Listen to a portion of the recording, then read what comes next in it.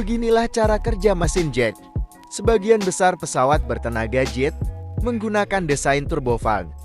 Turbofan dapat dianggap sebagai baling-baling berteknologi tinggi di dalam saluran yang disebut diffuser yang digerakkan oleh generator gas. Inti-inti dari mesin jet adalah generator gas yang menghasilkan gas bertekanan tinggi untuk menggerakkan turbin. Pengaturan ini memiliki ruang bakar kompresor dan bagian turbin udara bertekanan tinggi yang menghasilkan reaksi pembakaran jauh lebih kuat dibandingkan dengan ukuran mesin. Kompresi terjadi secara bertahap yang memaksa udara masuk ke ruang yang semakin sempit.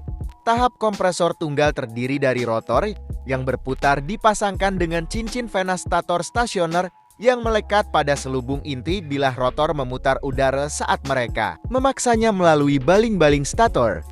Kompresor memperlambat ini momentum putaran sebagai ganti peningkatan tekanan udara.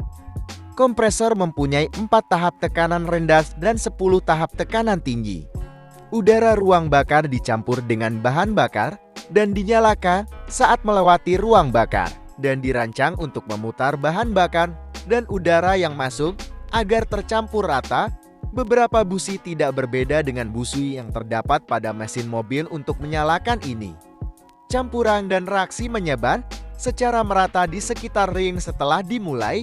Pembakaran terus berlanjut selama udara dan bahan bakar disuplai. Turbin-turbin di bagian belakang mesin jet ditenagai oleh gas buan yang keluar dari ruang bakar. Sebagian besar tenaga turbin digunakan untuk memutar kipas, sementara persentase yang lebih kecil menggerakkan tahap kompresor sirip turbin menjadi sangat panas. Sebagian udara dari kompresor dialihkan untuk pendinginan dan lapisan khusus digunakan untuk menjaga suhu tetap rendah. Rucut knalpot dibentuk khusus untuk mencampur dan mempercepat aliran gas buang. Juga mencakup bagian-bagian mesin internal yang sensitif. Kipas mesin jet awan adalah jet turbo. Mesin bypass tinggi dirancang untuk memindahkan udara dalam jumlah besar dengan kecepatan jelajah yang lebih tinggi dengan kisaran sekitar 310 hingga 620 mil per jam pertukaran.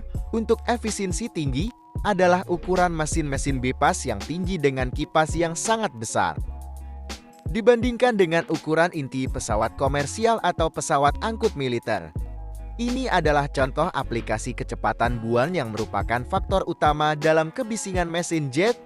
Mesin bypass yang tinggi mengelilingi knalpot inti yang bergerak cepat dengan besar jumlah udara bypass yang bergerak lebih lambat untuk pengoperasian yang lebih senyap.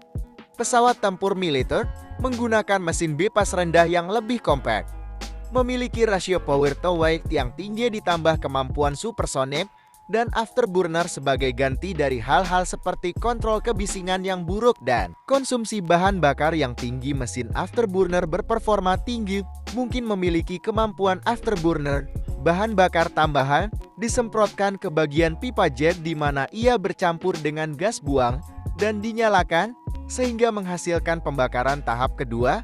Karena afterburner tidak efisien dalam bahan bakar, biasanya digunakan dalam semburan singkat selama pendakian lepas landas dalam manuver tempur. Nozzle buang dapat disesuaikan untuk akselerasi gas buang yang maksimal dan untuk menghindari tekanan balik yang tidak diinginkan yang dapat merusak bagian-bagian mesin Ford.